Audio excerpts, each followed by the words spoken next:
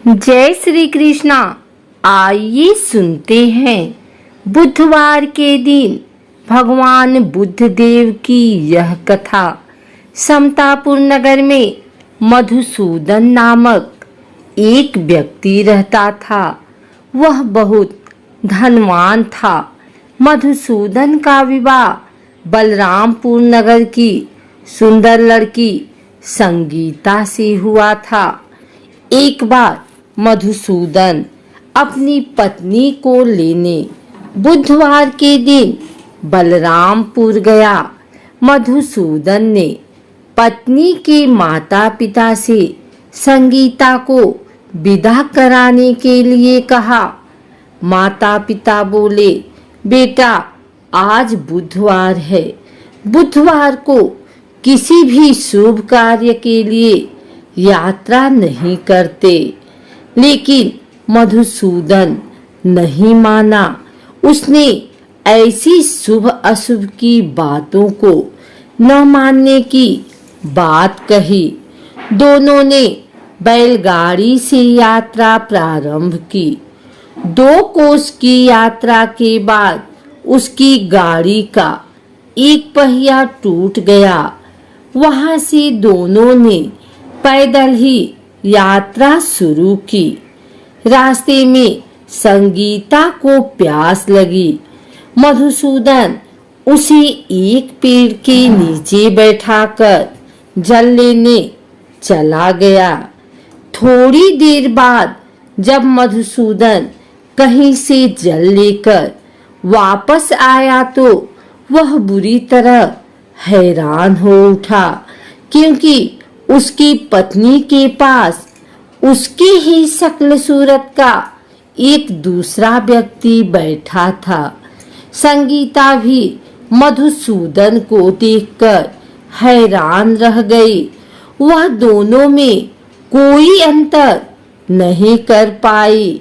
मधुसूदन ने उस व्यक्ति से पूछा, तुम कौन हो और मेरी पत्नी के साथ क्यों बैठे हो? मधुसूदन की बात सुनकर उस व्यक्ति ने कहा, अरे भाई, यह मेरी पत्नी संगीता है। मैं अपनी पत्नी को ससुराल से विदा करा कर लाया हूँ। लेकिन तुम कौन हो जो मुझसे ऐसा प्रश्न कर रहे हो? मधुसूदन ने कहा, तुम जरूर कोई चोर या ठग हो। यह मेरी पत्नी संगीता है। मैं इसे पेड़ के नीचे बैठाकर जल लेने गया था। इस पर उस व्यक्ति ने कहा, अरे भाई, झूठ तो तुम बोल रहे हो। संगीता को प्यास लगने पर जल लेने तो मैं गया था। मैंने तो जल लाकर अपनी पत्नी को पिला भी दिया। अब तुम चुपचाप यहाँ से चलते बनो, नहीं तो किसी सिपाही को बुलाकर तुम्हें पकड़वा दूंगा। दोनों एक दूसरे से लड़ने लगे। उन्हें लड़ते देख बहुत से लोग वहां एकत्र हो गए। नगर के कुछ सिपाही भी वहां आ गए। सिपाही उन दोनों को पकड़कर राजा के पास ले गए। सारी कहानी सुनकर राजा भी कोई निर्णय नहीं कर पाया। संगीता भी उन दोनों में से अपने वास्तविक पति को कहीं नहीं पहचान पा रही थी। राजा ने दोनों को कारागार में डाल देने के लिए कहा। राजा के फैसले पर असली मधुसूदन भयभीत हो उठा।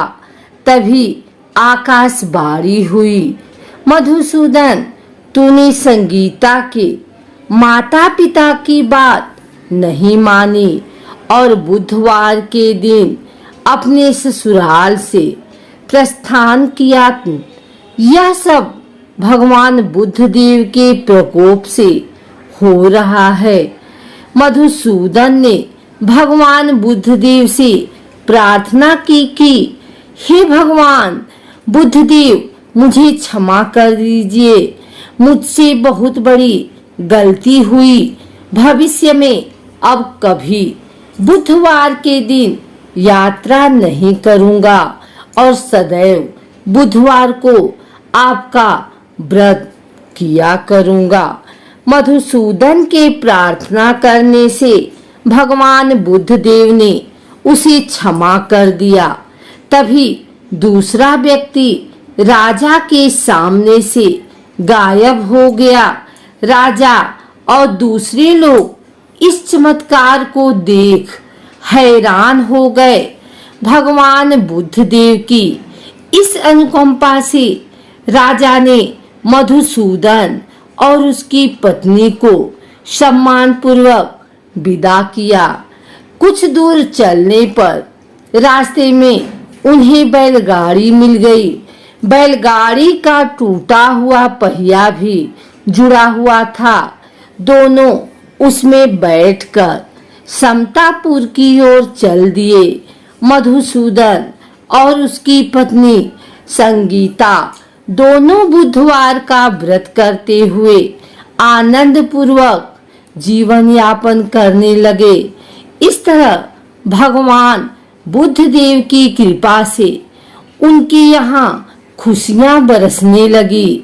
इस तरह जो स्त्री पुरुष विधिवत बुधवार का व्रत करके व्रत सुनती है, भगवान बुद्धदेव उनकी सभी मनोकामना पूर्ण करते हैं। आइए सुनते हैं बुधवार पूजन विधि। पौराणिक मान्यता के अनुसार बुधवार के व्रत का आरंभ विशाखा नक्षत्र युक्त बुधवार को करना चाहिए और इसके बाद लगातार 7 बुधवार तक व्रत करना चाहिए। व्रत शुरू करने से पहले गणेश जी सहित 9 ग्रह पूजन करना भी जरूरी माना जाता है। व्रत के दौरान में भागवत महापुराण का पाठ भी करवाया जा सकता है। इसके अलावा शुक्ल पक्ष के पहले बुधवार से भी बुधवार का व्रत करना शुभ माना जाता है। प्रातः काल उठें। नित्य क्रिया से निपटने के पश्चात स्नान आदि से स्वच्छ होकर भगवान बुद्ध की पूजा करनी चाहिए। व्रती हरे रंग की माला या वस्त्रों का प्रयोग करे तो उत्तम रहता है। यदि पूजा के लिए भगवान बुद्ध की प्रतिमा न मिले तो भगवान शिव शंकर की प्रतिमा के निकट भी पूजा की जा सकती है।